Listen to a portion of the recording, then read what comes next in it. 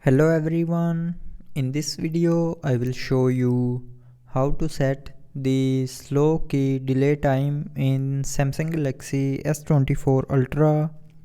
So before starting the video, don't forget to subscribe the channel and also press the bell icon. So first of all, open settings.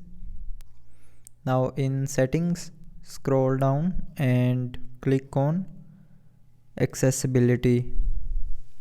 Now in accessibility, click on interaction and dexterity, and then scroll down and here click on slow keys. Now first of all, turn on the slow keys, and then if you want to increase the slow key delay time, then tap on this plus icon and then it will increase the slow key delay time.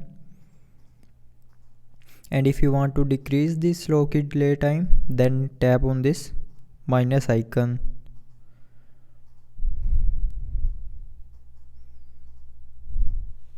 So that's how you can set the slow key delay time in Samsung Galaxy S24 Ultra.